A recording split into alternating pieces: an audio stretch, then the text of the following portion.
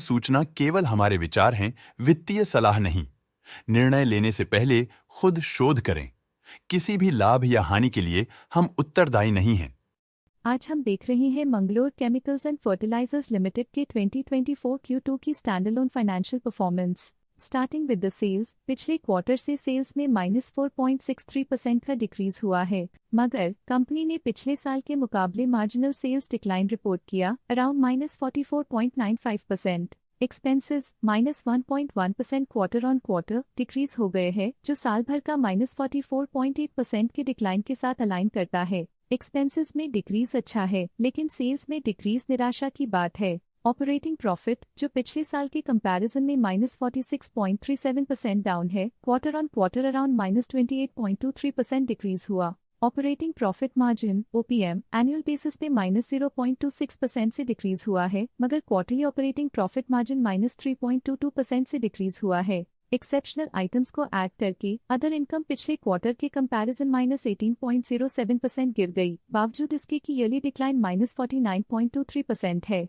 Interest expenses पिछले quarter से -18.87% down हुआ, लेकिन ईयर ओवर ईयर डिक्रीज -27.42% है। डिप्रिशिएशन कॉस्ट में 1.37% का क्लाइन देखने को मिला और ईयरली बेसिस पे 10.23% का इंक्रीज देखने को मिला। Profit before tax annually -60.99% decrease हुआ, लेकिन प्रोसीडिंग क्वार्टर से -39.01% डिक्रीज हुआ। इस साल कंपनी ने 36.27% टैक्स पे किया और क्वार्टरली कंपनी ने 36.35% टैक्स पे किया। नेट प्रॉफिट ने ईयर ऑन ईयर -61.02% का डिक्लाइन दिखाया, लेकिन लास्ट क्वार्टर से -39.9% का कंट्रैक्शन हुआ है। इस क्वार्टर के दौरान कंपनी का परफॉर्मेंस इतना अच्छा नहीं रहा, नेगेटिव नेट प्रॉफिट लॉसेस को इंडिकेट करता है। वहीं अगर एनुअल एनालिसिस की बात करें तो साल के दौरान कंपनी का परफॉर्मेंस अच्छा नहीं रहा। नेगेटिव नेट प्रॉफिट का मतलब है कि कंपनी प्रॉफिट के कंपैरिजन में नुकसान उठा रही है। अर्निंग्स पर शेयर (EPS) ने ईयरली -60.95% का डिक्रीज देखा गया,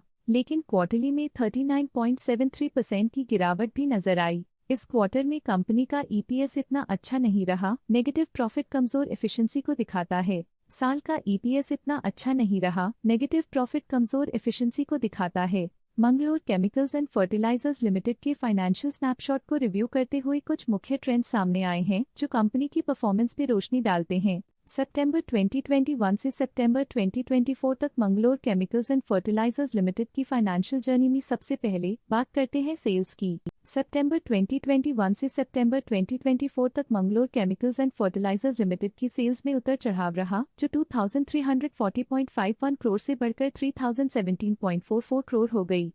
ये फ्लक्चुएशंस मार्केट कंडीशंस के इम्पैक्ट को दर्शाते हैं। अब बात करते हैं एक्सपेंसेस की। एक्सपेंसेस पिछले 4 सालों में 2150.07 करोड़ से बढ़कर 2809.06 करोड़ हो गए हैं। यहाँ सेल्स बढ़ रही हैं और एक्सपेंसेस भी बढ़ रहे हैं। बढ़ती सेल्स और एक्सपेंसेस ग्रोथ और इन्वेस्टमेंट को इंडिकेट करते हैं, पर सस्टेन प्रॉफिटेबिलिटी के लिए केयरफुल मैनेजमेंट जरूरी है। ऑपरेटिंग प्रॉफिट सितंबर 2022 में 138.29 करोड़ के आसपास रहा और फिर 2024 में 208.38 करोड़ तक पहुंच गया।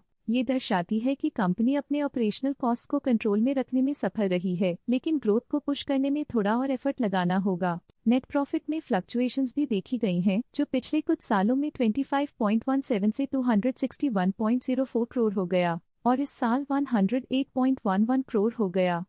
ये दिखाता है कि कंपनी की परफॉर्मेंस कंपैरेटिवली बेहतर थी। कुछ पीरियड्स में EPS में भी फ्लक्चुएशन देखी गई है, जो कभी 9.12 के आसपास रहा और कभी थोड़ा इम्प्रूव या डिक्लाइन हुआ। ये इंडिकेट करता है कि कंपनी को अपनी अर्निंग्स को स्टेबल रखने के लिए कंसिस्टेंट एफर्ट्स की जरूरत है। ये positive performance Mangalore chemicals and fertilizers limited के लिए इंकरेजमेंट है, जो कंपनी की इफेक्टिव स्ट्रेटेजिक प्लानिंग और फाइनेंशियल मैनेजमेंट को हाईलाइट करती है।